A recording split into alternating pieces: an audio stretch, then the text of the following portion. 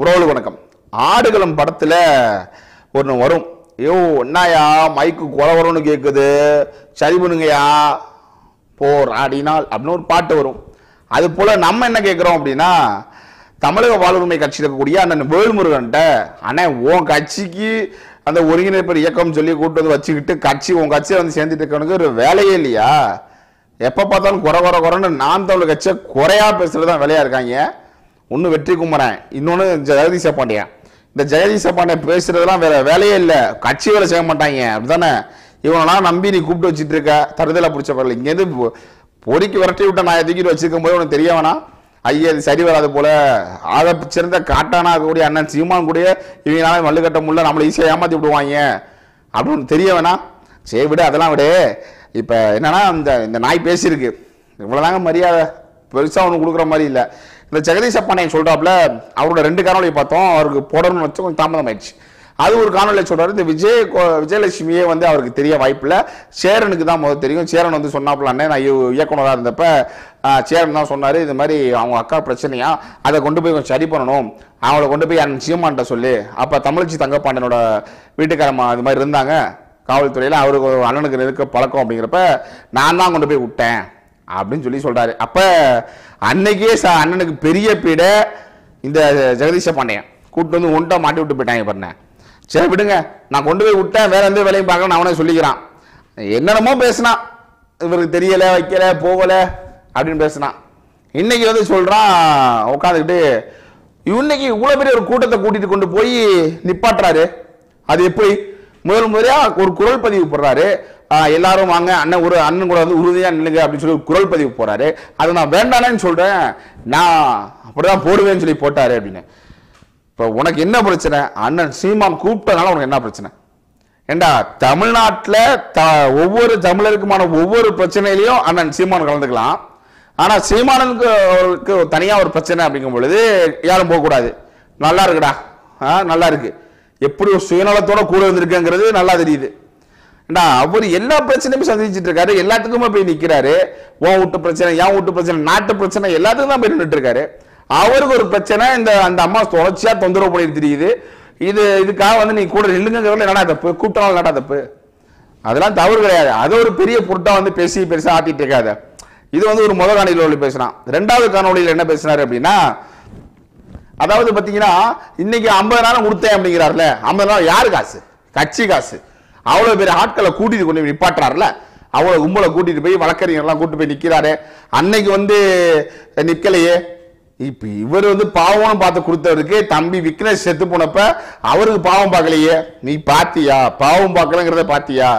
பணம் கொடுத்தது நீ கொடுத்தியா, நீ ஆட்டையை போட்டியா? அதை முதல் சொல்லு. செஞ்சிருக்காங்க, செய்யலன்னா மறுக்காத. அது வேறு இது வேறு, செஞ்சிருக்காங்க, அந்த தம்பிக்கு செஞ்சிருக்காங்க, அதனால தெரிஞ்சுக்க. அதே போல பேராவூர் சிலிப்பர் இருந்தாரு, அவர் 15,000 ரூபாய் காசு கேட்டாரு, கொடுக்க முடியல, கட்சிக்காக வந்தது போனது. அப்ப இவங்களுக்கு வந்து காசு கொடுனே, காசு கொடு, இவனுக்கு காசு கொடு, அவனுக்கு காசு கொடு, டார்ச்சர் பண்ணிருக்காங்க அந்த மனுஷனை போட்டு. அதான் உண்மை. அதை வந்து அண்ணன் மறுத்திருக்காரு, ஏதோ ஒரு காரணத்தை விட்டுருக்காரு. அப்ப நீ கொடுக்கல அப்படிங்கிறது பிரச்சனை. அது மட்டும் இல்லாம அந்த ஸ்டாலின் உருவப்பமையை கொளுத்துறதுக்கு ஸ்டாலினே கொளுத்துவோன்னு சொல்லி ஒரு பையன் சொல்லிட்டாப்ல. அவர் விஜயகுமார் சொல்லக்கூடிய அந்த எஸ்பியா டிஎஸ்பி ஏதோ இருந்தாரு, அவர் கைது பண்ண வந்து அந்த பையனை கட்சி நீக்கிங்கன்னு சொல்லி அண்ணன் நீக்கிட்டாரு. அந்த பையன் ரொம்ப வருத்தப்பட்டாரு, ரொம்ப இது மாதிரி பண்ணியிருக்காருங்க. அது மட்டும் இல்லாம தம்பி இடுமோன கார்த்தியெல்லாம் கைதானா. அப்பெல்லாம் எங்க வழக்கறிஞர், அவ்வளவு வழக்கறிஞர் கூட்டி கொண்டாந்து நிப்பாட்ட வேண்டியதானே? உனக்கு ஏதாவது தெரியுமா தெரியாதா? அண்ணன் இடுமோன கார்த்தி கைதானப்ப நல்லா தெரிஞ்சுக்க. அவருக்கு அண்ணங்கிற உனக்கு அண்ணங்க சொல்லணும்னா உனக்கு அவ்வளவுதான் மரியாதை. அண்ணன் இடுமோன கார்த்தி கைதானப்ப 40 நாள், கிட்டத்தட்ட 50 நாளுக்குள்ள ஒரு குண்டாசு, அவர் மேல போடப்பட்ட குண்டாசு வழக்க 50 நாள்ல வழக்கறிஞர் பாசை உடைக்குது. ஒரு குண்டாசு 50 நாள்ல உடைக்கவே முடியாது. ஆனா நாம் தமிழர் கட்சியில அந்த 50 நாள்ல உடைக்குது. ஒரு பொதுக்கூட்டம் முடிக்கிறாரு, சென்னையில தான் முடிக்கிறாங்க. அன்னைக்கு நாங்களாம் திருச்சியிலிருந்து வந்திருந்தோம். வந்தப்ப அன்னைக்கு இரவே கைது செய்யறதா அடிபட்டிருக்கு. வராதுன்னு சொல்லியும் இல்லை வருவேன்னு சொல்லி வந்து பேசினாரு. அது இன உணர்வு. உன்னே மாதிரி கிடையாது. தம்பி இடுமோன கார்த்திகெல்லாம் என்ன செஞ்சாரு போனாலாம் கேட்காத. அன்னைக்கு ஒண்ணு மரம் வைக்கிற, அந்த மரம் டக்குன்னு எல்லாத்தையுமே பூத்து குலுங்கி கனியா வரணும் அப்படின்னா அது செய்வினையா தான் இருக்கும். உன்னைய மாதிரி செய்வன பொம்மை மாதிரி தான் இருக்கும். அந்த மரத்துக்குன்னு ஒரு வளர்ச்சி இருக்கும். அது வந்து இந்த காலகட்டத்தில் தான் பூ விடும், இந்த காலகட்டத்தில் தான் அது கனியாகும். அதன் பிறகுதான் நம்ம அதை பறிச்சு வந்து உணவு உண்ண முடியும் அப்படிங்கிறது இருக்கு. அதே போல ஒரு கட்சியோட வளர்ச்சின்னு இருக்கு. ஆரம்ப காலகட்டத்தில் இப்படிதான் வளர்ந்தது, அதன் பிறகு இப்படிதான் வளரும், அதன் பிறகு இப்படி வளரும் அப்படிங்கிறது தெரியும். நீ ஆரம்பத்திலே பழம் காய் கொட்டுற மரம் மாதிரி ஆரம்பத்திலே கட்சியில் அவ்வளவு பேர் வர வேண்டியதானே, போக வேண்டியதானா? விக்னேஷ் இருந்த நேரம் எப்படி, அன்னைக்கு எப்படி பொருளாதார சூழல் இருந்தது, அதே போல அண்ணன் நிர்மோன கார்த்தி கைதானப்ப மற்றவர்களுக்கு உதவி செய்யக்கூடிய நேரத்தில் கட்சி எப்படி இருந்தது, கட்சி இன்னைக்கு எப்படி அசுர வளர்ச்சி அடைஞ்சிருக்கு அப்படிங்கிறதெல்லாம் இந்த தற்கொலைக்கு தெரியாம ஒவ்வொரு மீடியாவா போய் உட்காந்து ஒப்பாரி வச்சுட்டு வரானுங்க. அதாவது வெக்ஸ் ஆயிட்டாங்க, ரொம்ப வெக்ஸ் ஆயிட்டாங்க. இந்த ரெண்டு பையன் வெக்ஸ் ஆகி கதறாங்க, கத்துறாங்க, துடிக்கிறாங்க. ஐயோ எங்க ஊர்ல ஒருத்தன் இருப்பான், பேரு வின்சென்ட். எப்படின்னா காசு கேட்பான், ஒரு ரொம்ப டார்ச்சர் பண்ணுவான். பொம்பளை ஆம்பளை யார் எதையுமே பார்க்காம நோண்டுவான், மேல கண்டதை கை வைப்பான். அவனை மாதிரி நீ அவன் கண்டதை கை வச்ச மாதிரி நீ கண்ட யூடியூப் சேனல் போய் வாய வைக்கிற, வாய வச்சு பேசுற. அப்ப உன்னோட போக்கு என்ன? நாம் தமிழர் கட்சிக்கு எதிராக பேசணும். அதாவது குருமூர்த்தியை போய் பார்த்தாரு, இவரை பார்த்தாரு, ரஜினிகாந்த் பேசுனதுக்கு அப்புறம் தான் அப்படி பண்றாரு, மாறுறாரு. என்னடா பேசுற, என்ன பேசுற? அந்த அம்மா கேட்குது, அந்த நெறியாளருக்கு, அம்மா இவ்வளவு பொறுத்துக்கிட்ட நீங்க எந்த கட்டத்தில் வந்து நீங்க கட்சியை விட்டு வெளியேறலாம் முடிவு பண்ணீங்க அப்படின்னு கேட்டா பெரியாரை எதிர்த்தாரு. ஏண்டா பெரியார் தான் உனக்கு பிரச்சனையாடா? அந்த ஈர வெங்காயம் தான் உனக்கு பிரச்சனையாடா? அவர் சொன்னதுல உனக்கு என்னடா பிரச்சனை? பெரியாரை எதிர்த்தாதான் இங்க தமிழ் தேசியம் பேச முடியும், அதுதான் உண்மை. ஏன்னா பெரியார் தமிழ் தேசியவாதி அல்ல. நம்ம போன காணொலியில் சொன்னதான் நீதி கட்சியை அதுக்கப்புறம் அந்த நீதி கட்சியை கலைச்சிட்டு நீதி கட்சியை திராவிட முன்னேற்ற கழகமா திராவிட கழகமா மாத்துறதுக்கு முன்னாடி அது தமிழர் கழகமா மாத்தலான்ட்டு பெரியார் கூட இருந்த ஆணைமுத்தையா நிறைய பேர் பெரிய பெரிய ஆட்கள்லாம் சொன்னப்ப முடியவே முடியாதுன்னு தமிழுக்கு எதிராக திராவிட முன்னேற்ற கழகம் மாத்துறது உங்க சொல்லக்கூடிய ஈர வெங்காயம் மணிக்கணும் ஈவரா அவர் தான் வந்து அதை மாத்தினாரு. அதன் பிறகுதான் அதுல வந்து அண்ணாதுரைக்கு முரண்பாடு இல்லாம அவர் வெளியே வந்து திராவிட முன்னேற்ற கழகம் வச்சாரு. அவங்க திராவிட கழகம், திராவிட முன்னேற்ற கழகம். இந்த அண்ணாதுரையோட இருக்கும் பொழுது கலைஞருக்கு அவருக்கும், அதாவது கருணாநிதிக்கும் அவர் எம்ஜிஆருக்கும் சரிவர இல்லாதனால அதுல இருந்து வெளியில வந்து ஐயா எம்ஜிஆர் வந்து அஇஅதிமுக அனைத்து, அதாவது அவர் என்ன அதிமுக உருவாக்குறாரு, சரியா? அதுக்கப்புறம் ஜெயலலிதா வந்து அஇஅதிமுக அப்படின்னு அனைத்து இந்திய அண்ணா திராவிட முன்னேற்ற கழகம் அது மாத்துச்சு. இதுதான் வரலாறு. இதெல்லாம் எதுவுமே தெரியாம நீ வந்து பேசுற உட்காந்துக்கிட்டு என்னடா உன் பிரச்சனை? இதுல என்ன சொன்னா இவர் மட்டும் தான் வந்து விடுதலை புலிகள்லாம் தெரியும் நினைக்காதீங்க, எனக்கும் தான் தெரியும். அடுத்த தடவை அந்த எண்ணெயை இந்த லுட்டு லொசுக்குன்னு சொல்லக்கூடிய பெரிய அமைப்புகள்லாம் இருக்கும்ல, அது அவர் வீட்டு பக்கம் போங்க, அவருக்கு ஏதோ விடுதலை புலிகள்லாம் தெரியுமா? பயங்கர ஆயுதங்கள்லாம் வச்சுதான் வச்சிருப்பாரு. போய் பாருங்க, எனக்கும் தான் தெரியும் அப்படிங்கிறாரு. என்ன பேச்சு பேசுற? உனக்கு பிரஸ்டேஜ் பிரச்சனை, சீமான உங்க பேச்சை கேட்கலங்கிறது பிரச்சனை. அதனாலதான்டா போய் ஒவ்வொரு இடத்துலயுமா வாய வச்சு கத்துறீங்க. இவ்வளவு போற நீங்க இங்க இருந்து வெளியே போறோம்னா என்ன பேர் போட்டுக்கணும்? நீ என்ன அமைப்பு நடத்துறியோ இல்ல நீ என்ன அமைப்புல போய் சேர்ந்தியோ அந்த பேரை போட்டு பேசினா சந்தோஷமா இருக்கும். எல்லா இடத்துலயும் போய் உட்காந்துட்டு முன்னாள் நாம் தமிழர் கட்சியோட மாநில ஒருங்கிணைப்பாளர் என்னடா அர்த்தம்? பரதேசி பேருங்களா, உங்களுக்கு வேற வேலையே இல்லையாடா? சொல்லு. 24 மணி நேரமும் அண்ணன் சீமான்ட்டு இருக்கணும். இந்த தமிழை விழுந்ததுல நல்லா தெரிஞ்சுக்க, எதிரிட்டு தான் அதிகமா விழுந்தது இல்லை, கூடயே இருக்க துரோகினாலதான் விழுந்தது. இந்த இனத்தோட சாபக்கேடு கூட இருக்க துரோகினால விழுந்ததான் தவிர எதிரினால விழுந்ததா வரலாறே கிடையாது.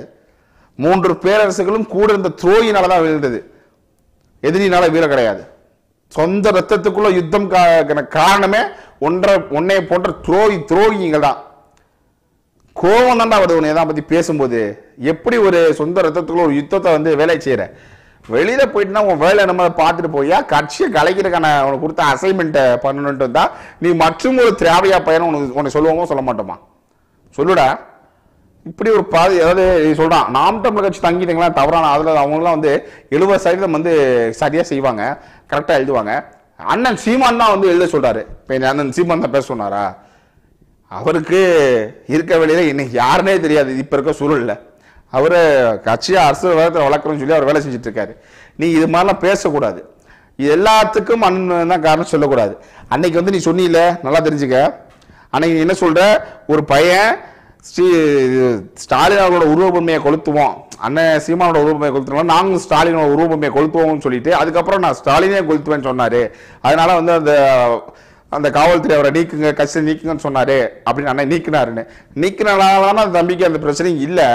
ரெண்டாவது, ஒவ்வொரு கருத்துமே நல்லா தெரிஞ்சுக்க. அன்னைக்கு வந்து சொன்னாங்கறியில அதுவே தவறு தானே, பொது வெளியோட பேசக்கூடாதுல, நம்ம செய்ய போறது இல்லை, இருந்தாலும் தவறு தானே. அப்ப என்ன ஆகும் அப்படின்னா வழக்கு பாய் இந்த பயம் மேல தேவையில்லாம வழக்காகும். அதாவது தவறு அப்படிங்கிறப்ப நடவடிக்கை எடுத்தாகணும் தானே. அதுதான் எடுத்தாரு. நீ என்ன சொல்ற, அதை ஏன் எடுத்தாருன்னு கேட்கிற. அப்ப இது எதன் அடிப்படை எனக்கு ஒண்ணுமே புரியல. ஏன் பொங்குற, ஏன் கத்துற, கதற, ஒரு ஒரு இது தெளிவா தெரியாம என்னடா செய்ய போறீங்க. இந்த முகநூல் இப்ப நான் பேசுறது வார்த்தைகள் எல்லாருமே யாரை பாதிக்கும் அப்படின்னா, இது பாதிக்குங்கிறதுக்கும் இது ஆதரவா போறதும் வெற்றியா அமைகிறதும் யாருக்கு அப்படின்னா அண்ணனுக்கு தான். எந்த அளவுக்கு வெற்றிக்கு வழிவகுத்தோ இல்லையோ கண்டிப்பா அவரோட அவச்சொற்களுக்கு அவர் அவரோட கருத்தாவே இதை பார்க்கப்படும். அதுக்கான ஒரு கடமையில நம்ம இருக்கோம். ஏன்னா அவரை பின்பற்றி போகும்பொழுது நம்ம வாயிலிருந்து வர சொற்களும் சீமான் பேசுனதாவே கருதப்படும். அப்படிங்கிறப்ப அந்த தம்பி பேசுறது தவறுங்கிற பட்சத்தில் அவர் அந்த வேலையை செஞ்சிருக்காரு. அவ்வளவுதான். இதை என்ன சொல்ற, அண்ணனா விட்டு எழுத சொல்றாரு. ஏண்டா அப்படி எழுத சொன்னா அவன் அந்த பயிரை ஏண்டா நீக்கணும். ஒரு குறைந்தபட்ச அறிவுன்னு ஒன்று இருக்கு. அந்த குறைந்தபட்ச அறிவு கூட இல்லாம நீங்க எல்லாம் உட்காந்து இவ்வளவு பேச்சு பேசுறதுக்கான காரணம் என்ன காரணம்? சொந்த ரத்தத்துக்குள்ள யுத்தத்தை பார்க்கணுங்கிற ஒரு வேலைக்கு அமைச்சிட்டீங்க. நீங்க அந்த வேலையை செய்றீங்க, அவ்வளவுதானே. நான் என்ன கேட்கிறேன், தமிழக வாழ்வுரிமை கட்சியில வேற வேலையே இல்லையா உனக்கு? சொல்லு. போய் அங்க என்ன பொழப்பு இருக்கு, எப்படி பொழப்பு ஓட்டலாம் அப்படிங்கிறத பாருங்க. அதை விட்டுட்டு சும்மா உட்காந்து இங்கே கபடதாரிகள் மாதிரி பேசிட்டு இருந்தேன். அது என்னடா அர்த்தம்? போனவன் போற இடத்துல நீ தான் பொண்டாட்டி வரான்னு போயிட்டு இல்ல ரெண்டாவது பொண்டாட்டிட்ட, இப்ப ரெண்டாவது பொண்டாட்டியை வச்சு வாழ்ற வழியை பார்க்கணும்ல. இல்ல பொண்டாட்டி இங்கே தொடரும்போது கத்தனா, அங்க தொடரும்போது கத்தனா, அப்படி கத்தனானா ரெண்டாவது பொண்டாட்டி கூட எப்பரா வாழுவ? பரதேசி பேல போய் ஆக வேண்டிய வேலையை பார்த்துட்டு கட்சியில தமிழக வாழ்வுரிமை கட்சிக்கு எப்படி நாம் தமிழர் கட்சியில ஒரு தடைக்கல்லா இருந்தோம், படிக்கல்லா இல்லாம அப்படிங்கிற மாதிரி தமிழக வாழ்வுரிமை கட்சிக்கும் ஒரு தடைக்கல்லா இல்லாம படிக்கலா அங்க ஏதாவது முன்னேற்றம் பண்ணலான்னு பாரு. ஏன்னா அவர் பெரிய அண்ணன் வேல்முருகன் பெரிய தமிழ் தேசியவாதி. அவர் தலைவரை நெஞ்சில நிறுத்தி மற்றதெல்லாம் முன்னிறுத்தி பேசக்கூடியவர். அப்படி பேசக்கூடியவராலதான் மேடைகள்லாம் ஏறி அவர் பாட்டுக்கு தமிழ்நாடு தலைவருங்கிற மாதிரி டாக்டர் என் தலைவன் டாக்டர் கருணாநிதி கலைஞர் அப்படின்னு வாய்க்கு வந்த மாதிரி உதாரணம் தெரியாரு. அவரை கூட்டிட்டு நீங்க பெரிய இதெல்லாம் பேசி தெரியுறீங்க, சரியா? அதனால யாராவது தமிழக வாழ்வுரிமை பத்தி நம்ம தவறா பேசணுமா? அவர் தெரிஞ்சு போச்சு, அவங்க வேலையை அவங்க செய்யறாங்க, அவ்வளவுதானே.